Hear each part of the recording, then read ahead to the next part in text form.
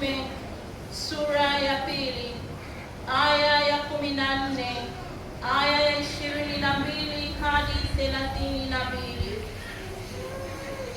Petro alisimama pamoja na wale 11, akapaza sauti yake akawaambia, enyi watu wa Uyahudi na ninyi nyote mkao Yerusalemu, lijueni jambo hili,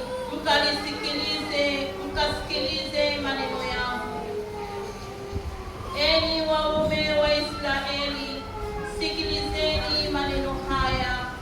Yesu wa Nazareti, mtu aliyedhihirishwa kwenu na Mungu kwa miujiza na ajabu na ishara ambazo Mungu alizifanya kwa mkono wake kati yenu, kama ninyi wenyewe mnavyojua.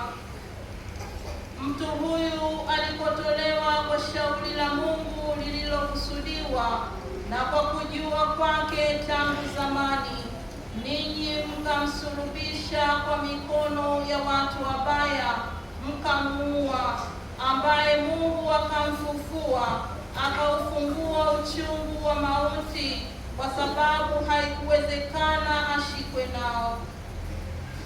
Maana Daudi ataja habari zake, nalimwona Bwana mbele yangu siku zote, kwa kuwa yuko upande wa mkono wangu wa kuume, nisitikisike.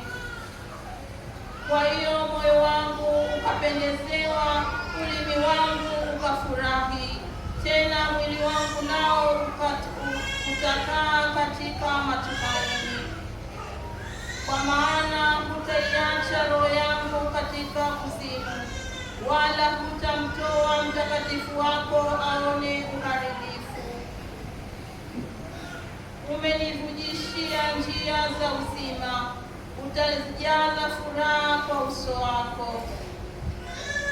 Waume ndugu zangu, mniwie radhi, niseme kwa ujasiri mbele yenu habari za baba yetu mkuu Daudi, ya kuwa alifariki akazikwa, na kaburi lake liko kwetu hata leo.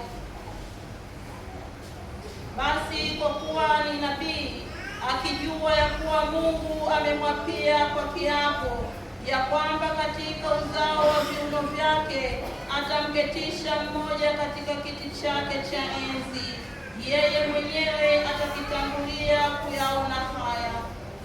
Alitaja habari za kufufuka kwake Kristo, ya kwamba roho yake haikuachwa kuzimu, wala mwili wake haukuona uharibifu. Yesu huyo Mungu alimfufua, na sisi sote tu mashahidi wake. Neno la Bwana. Wimbo wa katikati, kiitikio: Mungu unihifadhi mimi, kwa maana na kukimbilia wewe. Mungu unihifadhi mimi, kwa maana na kukimbilia wewe. Mungu unihifadhi mimi, kwa maana na kukimbilia wewe.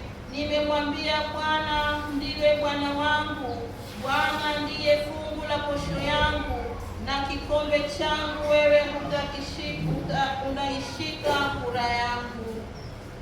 Mungu unihifadhi mimi, kwa maana na kukimbilia wewe.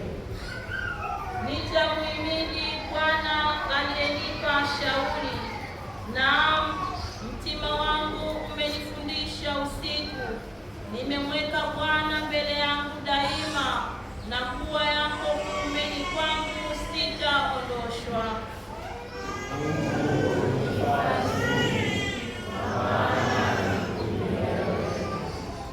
Kwa hiyo moyo wangu unafurahi, nao utukufu wangu unashangilia. Naam, mwili wangu nao utakaa kwa kutumaini, maana hutakuachia kuzimu nafsi yangu, wala hutamtoa mtakatifu wako aone uharibifu. Mungu unihifadhi mimi, kwa maana na kukimbilia wewe. Utanijulisha njia ya uzima, mbele za uso wako